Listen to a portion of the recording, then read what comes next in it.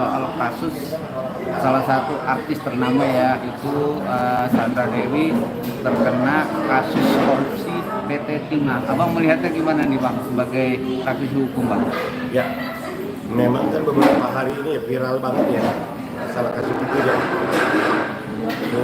Ada 16 orang tersangka ya kalau nggak salah ya, termasuk salah satu perempuan ya. Ya. Kalau saya melihat dari segi hukum, kenapa dia udah ditahan berarti sejauh ini kan memang jaksa beranggapan bahwa barang bukti yang dikumpulkan itu udah memenuhi untuk ditahan untuk saat ini. Yang kita tinggal nanti bagaimana cara pembuktiannya jadi di pengadilan, kan begitu. Apakah memang itu atau nggak terbukti kan gitu. Kalau sementara untuk penahanannya, kalau menurut saya udah sesuai prosedur sih. Sesuai prosedur dalam arti kata sudah tepat untuk dijadikan tersangka ya Bang? Ya karena saya lihat beritanya itu ternyata dari 2018 itu udah mulai ada lobby-lobbyan. Ya kan udah mulai ada lobby-lobbyan dan ada perencanaan kan. Ada menghubungi direktur inilah PT ini gitu kan. Nah jadi di situ bisa kita lihat gitu. Tapi kan totalnya sampai triliunan Bang. Ya. Abang mencengangkan nggak sebagai praktisi hukum dengan kasus ini Bang? Triliunan itu kalau menurut gua apalagi zaman sekarang itu sangat luar biasa ya, apalagi masyarakat kita sekarang banyak yang susah. Oke Bang, tapi dalam kasus ini Bang, proses hukumnya gimana nih Bang? Abang harus dimiskinkan, apa diseumur hidup, apa kasus hukuman mati nih Bang? Karena ini kan udah melibatkan duit negara dan duit masyarakat sendiri loh Bang. Kalau masalah berapa hukumannya, berapa ponisnya itu nanti kan kembali lagi ke majelis hakim yang memeriksa dan mengadili ini perkara. Ya kan? Nah sekarang yang diterapkan pasal berapa dulu nih? Kan begitu. Nah, sekarang memang di negara kita udah ada yang namanya korupsi dihukum mati. Kalau setahu saya ya, kalau misalnya salah mohon maaf, setahu saya belum ada yang dihukum mati ya, gitu kan? Tapi kalau untuk dimiskinkan, kalau memang itu terbukti benar-benar sebanyak itu dikorupsi hanya untuk kepentingan sendiri atau golongan, ya wajib dimiskinkan, gitu. Wajib dikembalikan ke negara. Gitu. Karena apa? Karena itu uang negara, uang pribadinya lu, bukan uang perusahaannya lu. Oke, tapi kan ini juga dari kejaksaan sendiri juga mau ngasih statement bahwa beberapa orang sampai 15 yaitu suami dari Sandra Dewi Bang. Dari orang-orang yang melakukan itu gimana Bang? Apa harus dibongkar semua Bang dengan Ya wajib dong. Dan itu juga menurut saya ya, kalau bisa dikembangkan itu cuma itu masih bisa bertambah ya.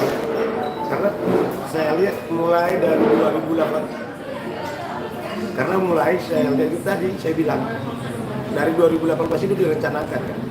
Gak mungkin cuma 16 orang nih. Kalau dikembangkan ini sebenarnya bisa lebih ini, bisa bertambah ini orang yang tersangka.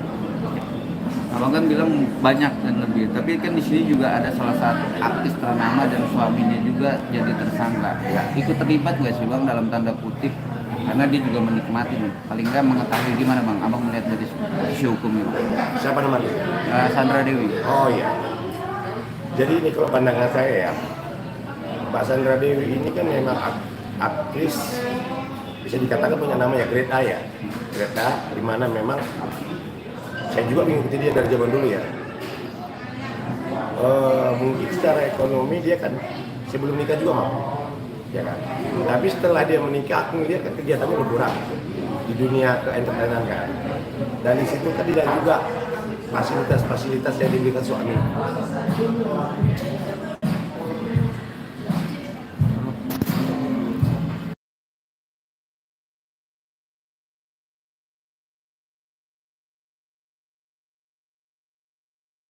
Ya.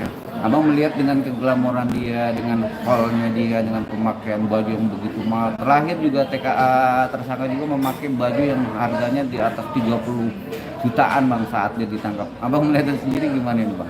Nah itu tadi memang gimana ya kalau gue bilangnya ya, dia ditahan memakai baju 30 juta. Memang selama ini dia udah nggak boleh, udah menggunakan brand-brand yang hasil dari itu gitu loh. Sekarang kalau misalnya dia pakai baju katakanlah merek harga 700.000 1 juta pasti mereka udah nggak ada kan gitu karena memang selama ini menikmati ya. Kalau misalnya dicari benar harga 500.000 Ini abang sendiri bicara menikmati, haruskah dari kejaksaan atau yang berwajib untuk menangani kasus ini akankah terlibatnya dalam tanda kutip sebagai saksi atau gimana bang sebagai istri? Mas Sandra Dewi Nah, kalau aku sangat lihat pribadi ya sebagai penasihat hukum bang. kalau aku lihat sebagai praktisi hukum begini, kalau memang nanti bisa ditelusuri sama PPATK, kalau memang dana itu ada ke aliran dana rekening pribadinya Mbak Sandra Dewi, lepas katanya nanti itu alasannya uang bulanan lah, uang sekolah lah segala macam. Kalau memang itu mencurigakan, ya saya rasa bisa kena. Saya bisa rasa kena, tapi nggak seberat suaminya. Tapi kalau misalnya memang sebatas normal yang ngasih ke istrinya, misalnya katakanlah 20 juta per bulan untuk kebutuhan rumah tangga, sulit juga buat kita mengikuti kan gitu. Tapi kalau diduga dia mengetahui dengan berjalurnya waktu dengan kasus ini, korupsi ini bang, dan akhirnya tertangkap, gimana bang? Nah, itu tadi berarti mengetahui tidak melaporkan kan? Tidak melaporkan bang? Berarti mengetahui tidak melaporkan artinya. Nah, ya itu nanti jadi nanti itu pembuktiannya di persidangan. Sekarang kita ke asas praduga tak bersalah dulu nih, ya kan?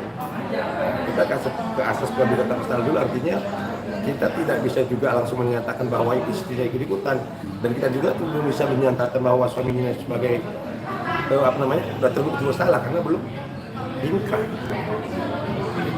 Ini juga ada satu juga seorang cewek, Rit.